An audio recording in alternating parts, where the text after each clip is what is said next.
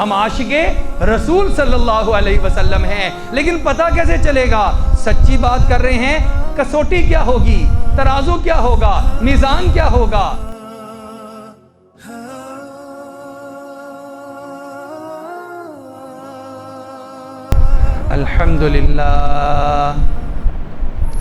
الحمدللہ نحمده ونستعینه ونستغفره ونؤمن به ونتوکل علیہ ونعوذ باللہ من شرور انفسنا ومن سیئات اعمالنا من يهده اللہ فلا مضل له ومن يضلله فلا هادی له ونشهد أن لا إله إلا الله وحده لا شريك له ونشهد أن سيدنا ومولانا محمدا عبده ورسوله قال الله سبحانه وتعالى في القرآن المجيد والفرقان الحميد أعوذ بالله من الشيطان الرجيم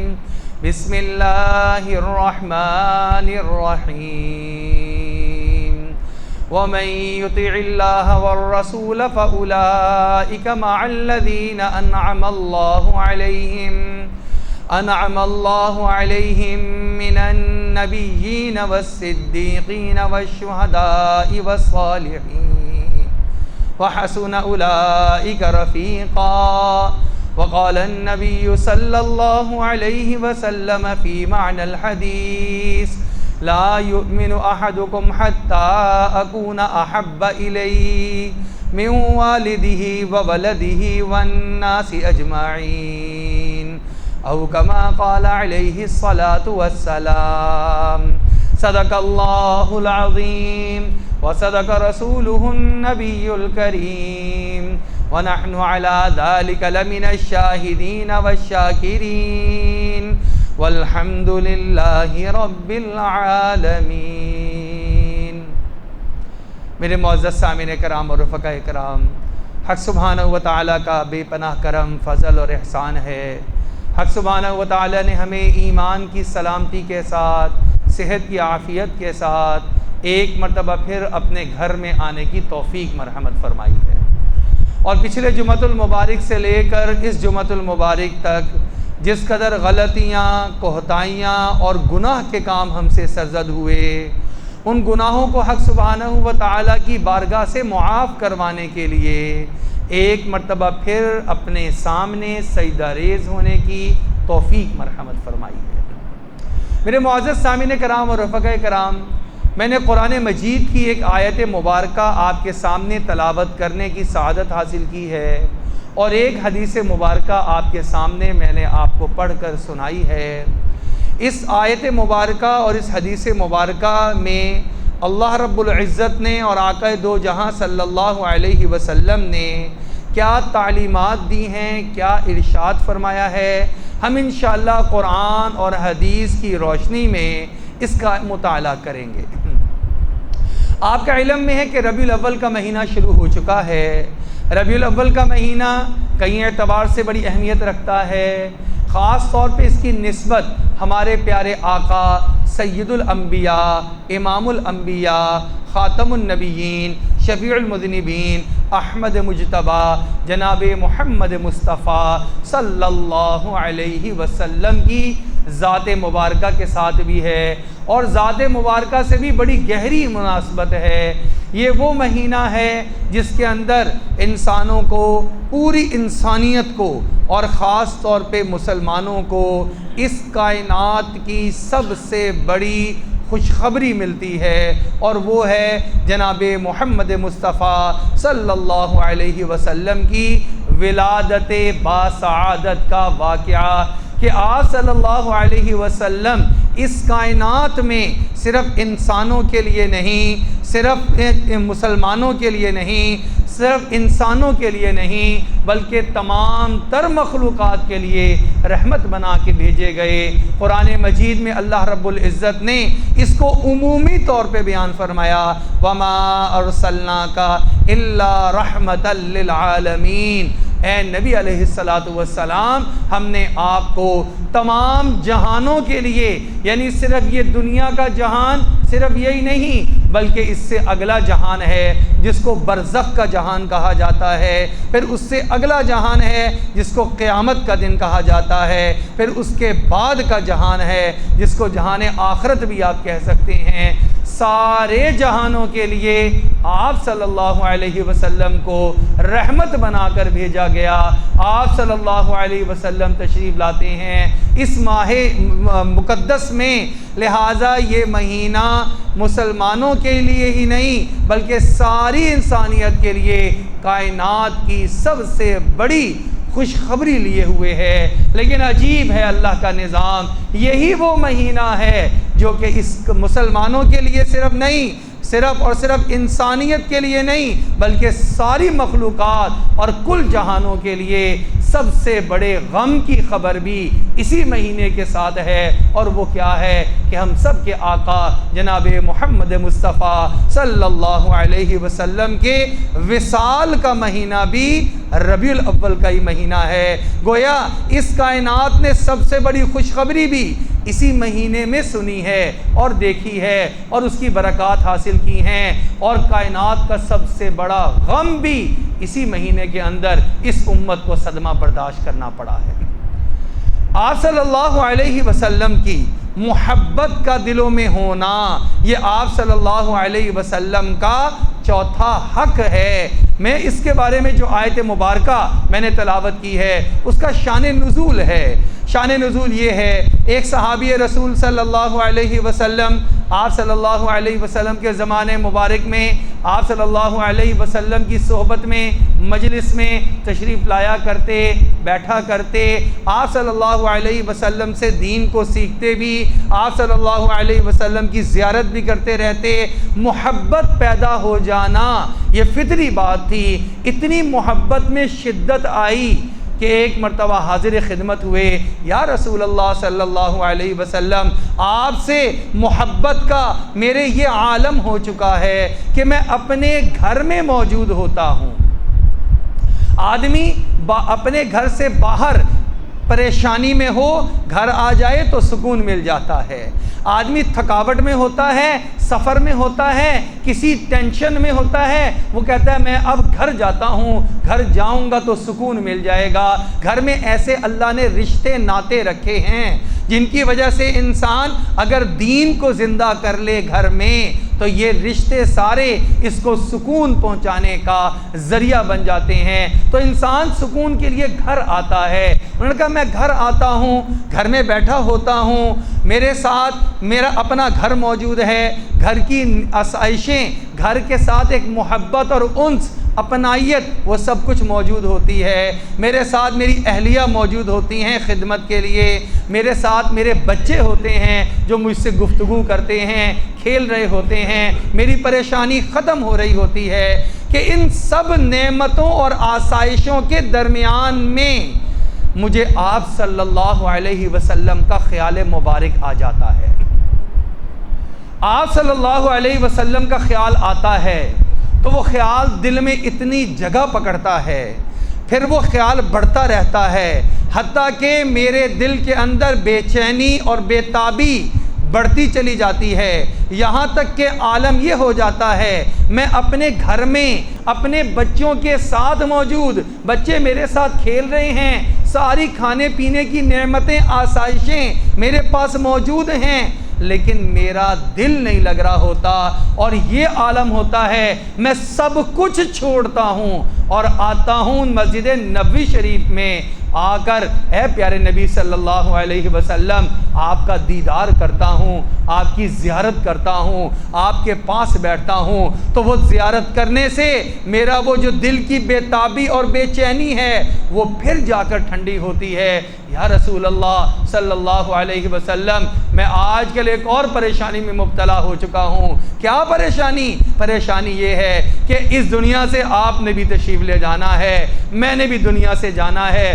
دنیا میں تو پریشان ہوتا ہوں، آپ کی خدمت میں حاضر ہو کر آپ کی زیارت کر لیتا ہوں، دل کو تسلی اطمینان حاصل ہو جاتا ہے۔ آخرت میں جائیں گے آپ کے لیے تو جنت کے وہ درجے مخصوص ہوں گے جو حضرات انبیاء علیہم السلام کے لیے اللہ نے اعلیٰ ترین درجے مقرر کیے ہیں۔ میں جاؤں گا، پتہ نہیں اول تو جنت میں براہ راست جاتا ہوں یا نہیں جاتا، اگر جنت میں چلا بھی گیا تو میں ایک امتی، میرے اعمال اور آپ صلی اللہ علیہ وسلم کے جنت کا درجہ، اس میں اتنا زیادہ فرق کہ وہاں پر جب میں بے چین ہوا کروں گا،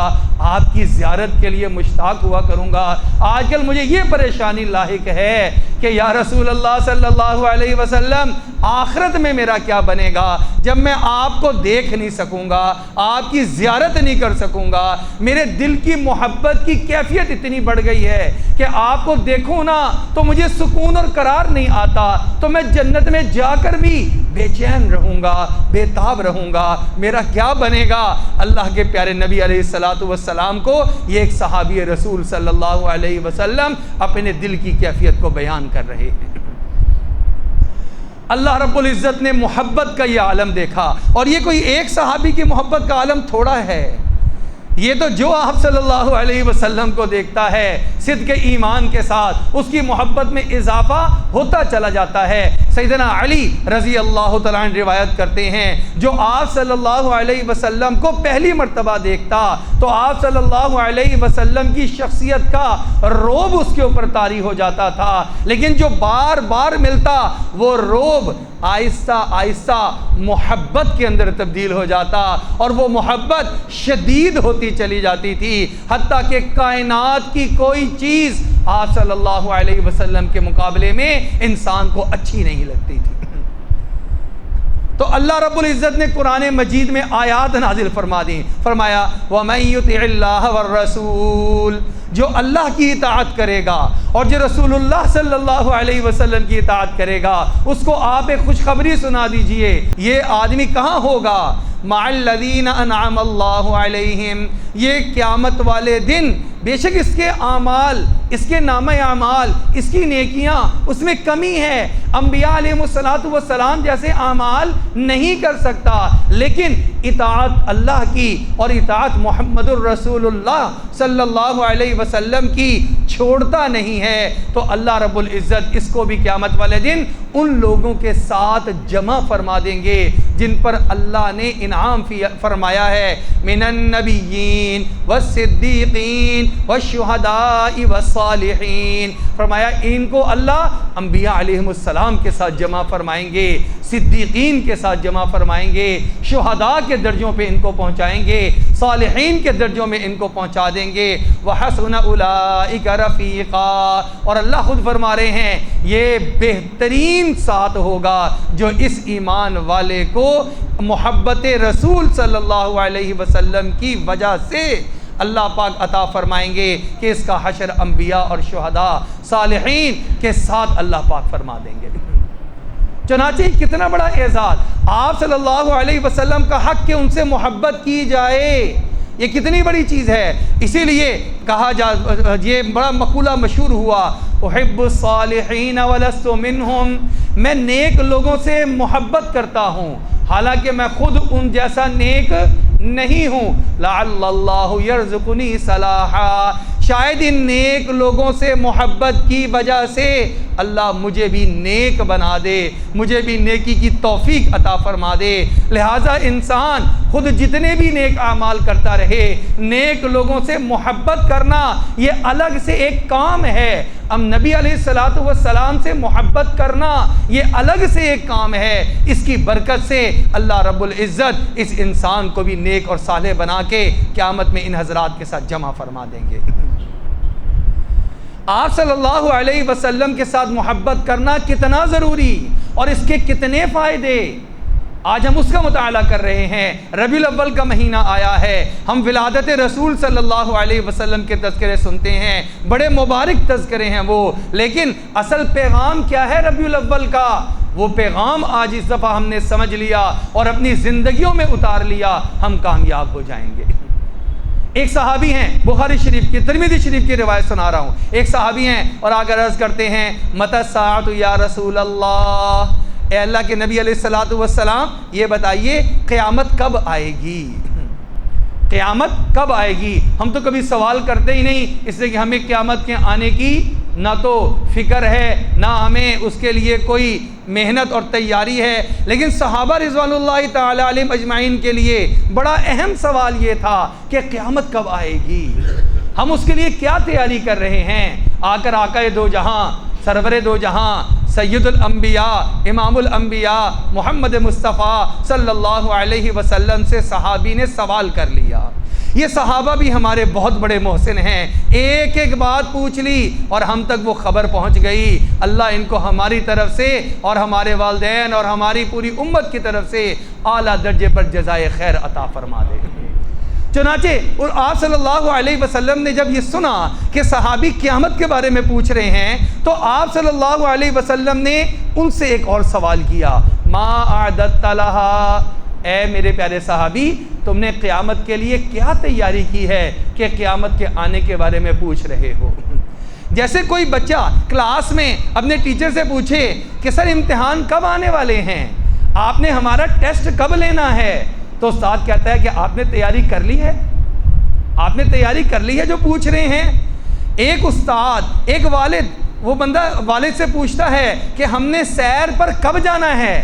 کہتے ہیں آپ نے تیاری کر لی ہے جو سیر پر جانے کی بات پوچھ رہے ہو؟ صحابی سے آپ صلی اللہ علیہ وسلم نے پوچھا ما اعددت لہا، اے میرے پیارے صحابی قیامت کے لیے کیا تیاری کر رکھی ہے جو قیامت کے بارے میں سوال کر رہے ہو؟ اب آپ سنیے ان صحابی کا جواب۔ انہوں نے کہا یا رسول اللہ صلی اللہ علیہ وسلم ما اعددت لہا من کثیر صلاۃ ولا صوم ولا صدقہ ولکنی احب اللہ ورسولہ، اے نبی صلی اللہ علیہ وسلم میں تیاری تو کر رہا ہوں، فرض پڑھتا ہوں نماز کے اور اس کے ساتھ واجبات ادا کرتا ہوں، سنتیں پوری کرتا ہوں، نوافل بھی پڑھ لیتا ہوں، لیکن نوافل کا کوئی اتنا بڑا ذخیرہ نہیں ہے کہ جس کو میں اس طرح پیش کر سکوں کہ یہ ہے میری قیامت کی تیاری جو میں نے کر رکھی ہے۔ زکوٰۃ فرض ادا کرتا ہوں، کبھی کبھی صدقہ نفلی بھی ادا کر لیتا ہوں، لیکن ایسا نہیں ہے کہ صدقہ نفلی کا میرے پاس کوئی بہت بڑا ذخیرہ موجود ہو، بہت بڑا خزانہ موجود ہو کہ میں کہوں یہ ہے میری قیامت کی تیاری، اس کو قبول فرما لیجئے۔ روزے فرض رکھتا ہوں رمضان کے، کبھی کبھی نفلی روزہ بھی رکھ لیتا ہوں، لیکن ایسا نہیں ہے کہ میرے پاس نفلی روزوں کا کوئی انبار، کوئی خزانہ ذخیرہ موجود ہو جس کو میں پیش کر سکوں کہ یہ ہے میری قیامت کی تیاری، لیکن ایک چیز کا میرے پاس بڑا ذخیرہ موجود ہے، بڑا خزانہ موجود ہے، اس کے میرے پاس اس کی حد نہیں ہے۔ وہ کیا ذخیرہ ہے؟ وَلَكِنِّي أُحِبُّ اللَّهَ وَرَسُولَهُ، اے نبی علیہ السلام میں اللہ سے اور اللہ کے نبی علیہ السلام سے محبت بہت زیادہ کرتا ہوں۔ محبت کا میرے کوئی اندازہ نہیں ہے، جان کہیں تو جان قربان کرنے کے لیے تیار۔ اس کا جواب میں آپ صلی اللہ علیہ وسلم نے فرمایا اے صحابی تیری تو تیاری پوری ہے، قیامت والے دن تو اس کے ساتھ اٹھایا جائے گا، تیرا حشر اس کے ساتھ کیا جائے گا جس سے تو دنیا میں شدید محبت کرتا ہے، تو اللہ سے محبت کرتا ہے، اللہ کے نبی سے محبت کرتا ہے، لہٰذا تیری تیاری پوری ہے تو انشاءاللہ قیامت میں میرے ساتھ ساتھ جنت کے اندر ہوگا۔ اتنی ضروری چیز ہے آپ صلی اللہ علیہ وسلم سے محبت، ہمیں پتہ ہی نہ چلا کہ ہم نے محبت پیدا کرنی ہے۔ اب میں آپ کو ایک اور حدیث شریف سناتا ہوں۔ آپ صلی اللہ علیہ وسلم نے ارشاد فرمایا لا یؤمن احدکم حتی اکون احب الیہ من والدہ وولدہ والناس اجمعین او کما قال علیہ الصلاۃ والسلام۔ بخاری شریف کی روایت، کوئی شخص اس وقت تک اپنے ایمان کو کامل نہیں کر سکتا جب تک کہ میری محبت اس کے دل میں سب سے زیادہ نہ ہو جائے، حتیٰ کہ اپنی اولاد سے زیادہ محبت، اپنے مال سے زیادہ محبت، اپنے والدین سے زیادہ محبت، والناس اجمعین دنیا کے تمام تر رشتے ناتوں سے زیادہ محبت جب تک مجھ سے نہیں کرتا تب تک اس کا کامل ایمان ہو نہیں سکتا۔ یہ پتہ کب چلتا ہے؟ جب کلیش آتا ہے، جب کلیش آتا ہے کہ ایک ہم معاملہ کرنے لگے، شادی کا معاملہ کرنے لگے، اب شادی میں ایک طریقہ تو وہ ہے جو ہم سب کے آقا جناب محمد مصطفیٰ صلی اللہ علیہ وسلم نے بتایا، اور ایک وہ ہے جو میری اہلیہ مجھے مجبور کر رہی ہے، نہیں ہم تو یہ بھی کریں گے اور یہ بھی کریں گے، دنیا داری ہے، رکھنا پڑتا ہے، کرنا پڑتا ہے، دنیا سے الگ ہو کے کیسے چل سکتے ہیں۔ ایک وہ ہے جو میرے رشتہ دار، میرے بہن بھائی مجھ پہ دباؤ ڈال رہے ہیں، وہ تمہارا زمانہ نہیں ہے، یہ نیا زمانہ ہے، اب بچوں کی شادیاں ہو رہی ہیں، اس میں تم یہ اپنی چیزیں مت لے کر آؤ، بلکہ یہ جیسا رسم اور رواج ہے ویسے کرتے چلے جاؤ۔ یہ مجھے میری اولاد کھڑی ہو کے کہتی ہے ہم تو ایسے کریں گے اور ایسے کریں گے، یہاں پہ پتہ چلے گا کہ اصل معاملہ ہے کیا، یہ انسان کیسا فیصلہ کرتا ہے، کیا اپنے بہن بھائیوں کے دباؤ میں، کیا رسم و رواج کے دباؤ میں آتا ہے، یا پھر وہ کہتا ہے مجھے تو جناب نبی اکرم صلی اللہ علیہ وسلم کی سنت کو زندہ کرنا ہے، مجھے تو آپ صلی اللہ علیہ وسلم کی تعلیمات پہ عمل کرنا ہے۔ فوتگی کا موقع آ گیا، یہ کیا کرتا ہے؟ کیا رسم اور رواج کو نبھاتا ہے، یا یہ دیکھتا ہے میرے پیارے آقا صلی اللہ علیہ وسلم کی تعلیمات کا تقاضا کیا ہے؟ یہاں پتہ چلے گا محبت کس کے ساتھ اس کو زیادہ ہے۔ چنانچہ فرمایا کہ تم میں سے کوئی شخص اس وقت تک مومن نہیں ہو سکتا جب تک کہ سب سے زیادہ میرے سے محبت نہ کرنے لگ جائے، اپنی اولاد سے، اپنے والدین سے، حتیٰ کہ والناس اجمعین، سارے کے سارے لوگوں سے زیادہ نہ کرنا شروع ہو جائے۔ یہ بات تو سمجھ میں آ گئی کہ آپ صلی اللہ علیہ وسلم سے محبت کرنا کس قدر ضروری ہے۔ ایک واقعہ سنا کے ہم اگلی بات کی طرف چلتے ہیں۔ غزوہ احد کا موقع ہے، مسلمانوں کو پہلی مرتبہ فتح نصیب ہوتی ہے، پھر مسلمانوں کے اوپر دوسری طرف سے مشرکین نے آ کر حملہ کیا تو پھر 70 صحابہ شہید ہو جاتے ہیں، آپ صلی اللہ علیہ وسلم کو بھی زخم آ جاتے ہیں، اور شیطان مسلمانوں کی ہمت کو ختم کرنے کے لیے ایک افواہ اڑاتا ہے کہ بے شک محمد صلی اللہ علیہ وسلم بھی شہید کر دیے گئے۔ ادھر مسلمانوں کے کچھ کے ہمت حوصلے پست ہوتے ہیں، اور کچھ کے یہ خبر سن کر ہمت حوصلے مزید بلند ہو جاتے ہیں۔ جب آقا دو جہاں صلی اللہ علیہ وسلم ہی نہیں رہے، ہمیں اس دنیا میں رہ کر کیا کرنا ہے، اس دنیا کو کیا دیکھنا اور کیا برتنا ہے، لہٰذا اور زیادہ ایمان مضبوط ہوا، اور جب جنگ کے لیے دوبارہ کھڑے ہوئے اللہ نے ان کو فتح عطا فرما دی۔ لیکن بہرحال 70 صحابہ کا شہید ہو جانا اور کئی 100 کا زخمی ہو جانا یہ ایک بڑا صدمہ تھا۔ اس کی خبر مدینہ بھی پہنچی، احد جو حضرات گئے ہیں انہوں نے دیکھا ہے تھوڑا سا فاصلہ ہے، چنانچہ مدینہ بھی پہنچی، وہاں پر ایک خاتون صحابیاں ہیں۔ یہ میں واقعہ اس لیے لا رہا ہوں، جس طرح آپ صلی اللہ علیہ وسلم سے محبت نوجوان کیا کرتے تھے، مرد کیا کرتے تھے، اسی طرح ایمان کا حصہ ہے اس امت کی خواتین جو آپ صلی اللہ علیہ وسلم ہر ایک کے والد کی جگہ پر ہیں۔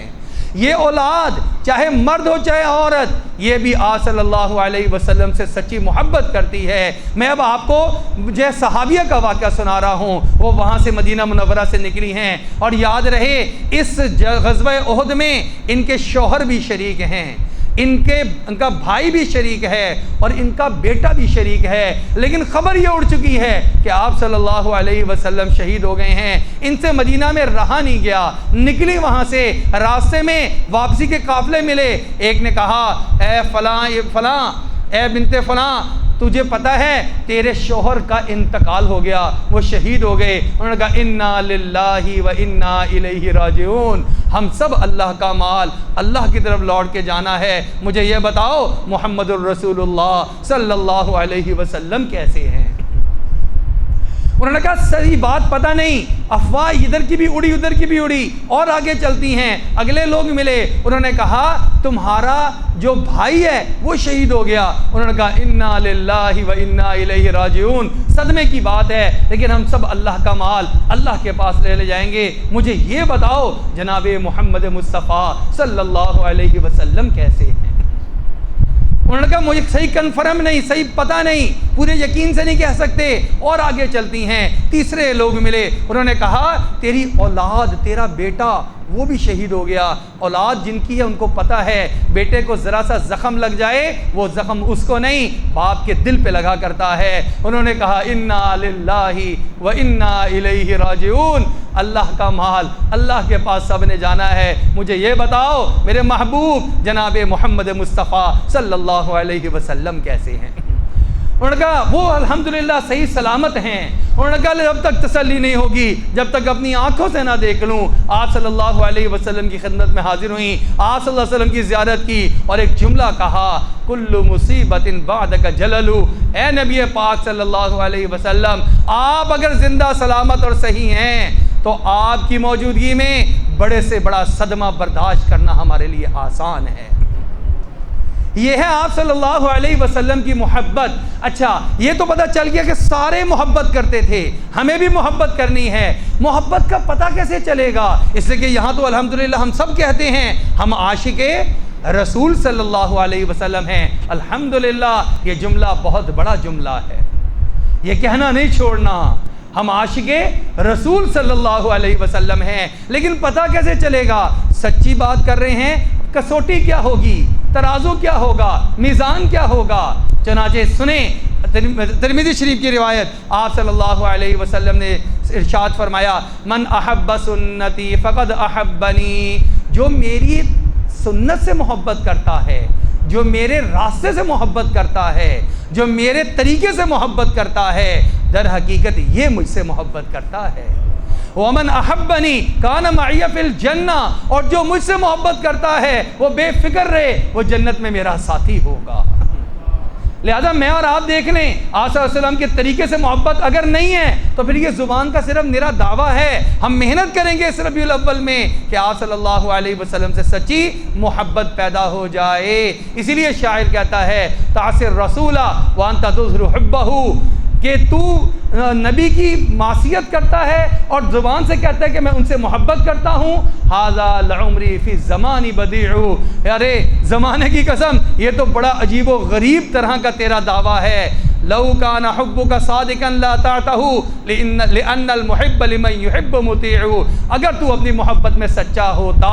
تو تو نبی پاک صلی اللہ علیہ وسلم کی اطاعت کرتا، اس لیے کہ جو بھی دنیا میں جس سے محبت کرتا ہے اس کی بات مانتا ہے، اس کی اطاعت کرتا ہے۔ لہٰذا یہ ایک کسوٹی اور میزان اور ترازو ہے، میں کتنی محبت کرتا ہوں یہ جاننے کے لیے بڑا آسان طریقہ ہے کہ میں آقا دو جہاں صلی اللہ علیہ وسلم کی لائی ہوئی تعلیمات اس سے کتنی محبت کرتا ہوں، ان پہ کتنا عمل پیرا ہوتا ہوں۔ اگر میں ان پہ عمل پیرا ہو رہا ہوں تو میں سچی محبت کر رہا ہوں، اور اگر نہیں ہو رہا تو پھر میرا دعویٰ ہے اس میں محنت کر کے